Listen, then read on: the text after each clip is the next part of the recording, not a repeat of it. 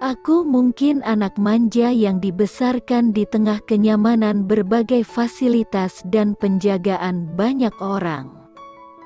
Tapi aku suka berlari, entah mulai kapan. Olahraga ini membuatku merasa nyaman. Mungkin karena aku biasa melakukannya bersama pria yang kusuka. Atau mungkin juga karena dengan berlari aku merasakan kebebasan. Aku hanya tahu, berlari membuatku bisa melangkah ratusan lebih banyak daripada orang lain. Merasakan angin seakan-akan terbang. Menikmati setiap keringat yang mengucur sebagai emosi yang terlampiaskan. Aku melakukannya lagi untuk yang kedua kalinya hari ini. Pagi tadi bersama Kak Malik. Berlari melindungi diriku. Sekarang aku kembali berlari sendirian untuk menolong sahabatku. Setelah berlari, aku merasa pikiranku lebih jernih. Setidaknya, aku bisa merencanakan cara menolong Mindy dengan hati yang lebih tenang. Aku bergerak menuju bumi perkemahan. Tempat kemah Mindy yang terakhir kuingat. Kalau mereka menangkapnya, mereka pasti masih ada di tempat itu. Benar saja. Dari kejauhan aku bisa melihat orang-orang dewasa yang berpakaian gelap berada di sekitar tenda. Aku tak melihat teman-temanku yang lain. Jadi aku melihat ke sekitar perkemahan.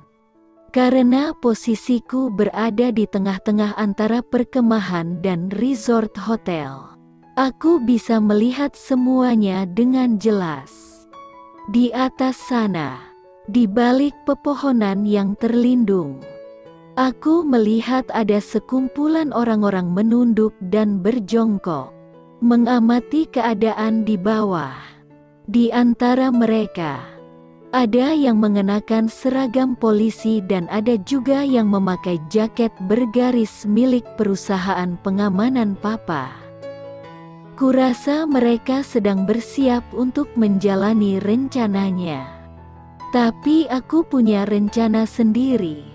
Sebelum itu, aku ingin menelepon beberapa orang. Kuambil ponsel Kak Malik yang kubawa dan mulai menyalakannya. Ku cari dalam daftar kontaknya, dan nama Pak Atmo terlihat. Ia yang pertama ku telepon. Atmo, pagi. Mas Malik, ada kabar apa? Ayari, ini Ayah. Pak, maaf aku mau tanya. Untuk surat yang tadi pagi itu kira-kira berapa lama selesai pengalihannya? Atmo, oh. Mbak Ayari, ini saya lagi mau urus. Mbak, disahkan secara notaris dulu. Memangnya kenapa? Mbak Ayari, kalau misalnya ada surat lain yang ditandatangani setelah surat itu, kira-kira mana yang berlaku? Atmo, Mbak Ayari mau tanda tangani perjanjian yang lain lagi, itu. Ayari, gak gitu. Pak, aku takutnya entar ada yang memaksa. Atau ada yang makek surat palsu. Meniru tanda tangan aku. Atmo, oh, tak segampang itu. Mbak, surat-surat itu harus sudah memenuhi syarat hukum dulu baru bisa dianggap legal. Kalau hanya selembar dan tidak ada saksi, tetap tidak sah. Apalagi kalau dipaksa. Pokoknya yang paling cepat disahkan. Ayari, Bapak bisa info. Berapa lama waktunya? Maksudku sampai benar-benar selesai dan tanda tangan aku mau asli atau palsu udah gak perlu? Atmo, insya Allah. Malam ini juga selesai dan akan segera dibawa kembali oleh Erik dan timnya. Tapi ngomong-ngomong ini ada apa ya Mbak? Ayari, oh, Syukurlah. Gak apa-apa kok, Pak Atmo. Aku cuma mau pastikan aja kok. Maaf banget kalau aku ada salah dan udah ngerepotin ya Pak Atmo. Gak apa-apa, Mbak. Sama-sama. Salam untuk Mas Malik ya. Telepon berakhir. Aku tersenyum puas. Sesuai dengan keinginanku. Setelah itu aku menekan nomor telepon yang lain. Doni. Doni, ada apa? Lik. Ayari, ini ayah. Om. Mas. Doni, loh, Malik mana? Kamu di mana? Gimana? Kamu baik-baik saja kan? Ayari, aku aman, Mas. Tapi sebentar lagi, apapun yang terjadi padaku, jangan salahkan Kak Malik ya Mas. Doni, kamu jangan macam-macam. Ya, ini berbahaya. Bukan saatnya bercanda. Ayari, aku gak bercanda. Mas, aku hanya ingin minta maaf kalau selama ini aku udah ngerepotin. Doni, ayah, kamu di mana? Ayari, Kak Malik gak tahu kalau aku pergi dari rumahnya. Aku hanya ingin membantu.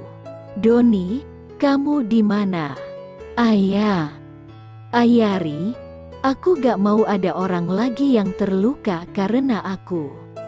Mas, termasuk Mas Doni, Kak Malik, Kak Devira. Aku sayang kalian semua. Makanya, Doni, please. Ayah, sebutkan tempatmu, jangan lakukan hal konyol. Ayah, tolonglah. Ayari, makanya. Biar aku yang selesaikan semua ini. Mas, jangan menyalahkan siapapun. Tidak ada yang salah. Doni, saya mohon. Ayah, berhentilah. Kamu ini di mana? Ayari, aku sudah tanda tangani semuanya. Surat-surat itu akan siap nanti malam. Jadi apapun yang terjadi padaku udah gak ngaruh apa-apa. Tapi sekarang aku harus nolong Mindy. Doni, kamu di sini, kamu di sini, kan? Kamu di mana? Di mana? Ayari, maafkan ayah ya Mas. Doni, please. Ayah, please. Saya cinta kamu, ya. Saya sayang kamu. Tolong. Ayari. Ayari. Aku memutuskan telepon. Sudahlah. Apapun itu. Tak perlu memikirkan apapun lagi. Mas Doni selalu menjadi kakak yang tak pernah kumiliki. Saat ini yang penting adalah Mindy. Sekali lagi aku melirik ke arah kerumunan orang-orang yang bersembunyi di balik pohon. Tersenyum seakan-akan bisa melihat Mas Doni di antara mereka. Jarak kami terlalu jauh. Tapi melihat jumlah mereka, aku yakin mereka akan bisa menyelamatkan teman-temanku setelah aku menemui para penjahat itu. Tak penting soal aku. Toh semuanya sudah selesai. Aku hanya harus menolong sahabatku. Aku tak ingin hidup sendiri lagi. Lagi pula Kak Malik sudah menolakku. Aku berjalan dengan dagu terangkat menyeberangi sungai kecil yang memisahkan perkemahan dengan persawahan itu. Tiba-tiba aku merasakan namaku dipanggil.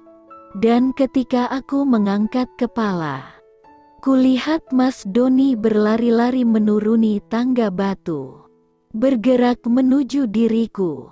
Di sisi lain, dari arah persawahan, aku melihat tubuh-tubuh berbaju hitam-hitam berlarian di antara rerumpun padi yang menguning. Sungguh pemandangan yang sangat kontras. Kak Malik dan Mas Doni menemukanku. Aku harus cepat.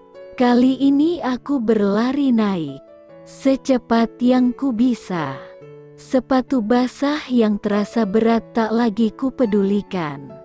Aku harus sampai sebelum mereka menemukanku. Aku harus membebaskan Mindy sebelum mereka tiba. Tak boleh ada lagi yang celaka. Hai, teriakku keras begitu memasuki lapangan terbuka perkemahan itu. Orang-orang yang bergerombol itu menoleh padaku. Kalian cari aku kan? Ini aku. Aku Ayari. Anak yang kalian cari, kataku keras sambil berjalan cepat menuju mereka. Seketika ucapanku membuat mereka semua bergerak. Seseorang muncul di antara mereka. Orang asing. Aku tak kenal dan ia mengatakan sesuatu dalam bahasa yang tak ku mengerti padaku. Melihatku diam saja. Anak buahnya maju. Buka topimu, serunya. Aku melakukan seperti yang mereka minta. Dan tampaknya si orang asing itu percaya setelah melihat wajahku. Tangannya bergerak memberi kode agar aku dibawa. Hei, lepaskan dulu temanku, teriakku marah sambil meronta-ronta. Si orang asing itu berhenti dan berbicara dengan nada cepat. Temanmu ada di dalam tenda. Kami tidak akan melakukan apapun sama dia. Kalau kamu mau ikut dengan tenang, kata si penerjemah itu lagi. Yang lain masuk ke salah satu tenda dan menyeret Mindy yang mulutnya tertutup dan tangan terikat. Begitu melihatku, Mindy berusaha berontak, tapi kekuatannya kalah oleh dua pria besar yang memeganginya. Baik, cepat lepaskan temanku, kataku. Patuh. Mereka melepaskan Mindy. Mindy bergerak menuju diriku. Tapi ada seseorang yang menghadang. Aku juga tak bisa bergerak karena sudah ada dua orang memegangiku. Saat aku hendak bicara, tiba-tiba sesuatu ditekan menutup mulut dan sebagian wajahku. Aroma manis tapi menyesakkan membuat mataku mengabur dan otakku berada di luar kendali. Aku hanya melihat samar-samar orang-orang berlarian di depanku. Makin lama makin tidak jelas. Tapi aku sempat melihat ada seseorang berteriak. Berusaha mendekat dan suara letusan memekakkan telinga. Sebelum akhirnya aku tak tahu apa lagi yang terjadi.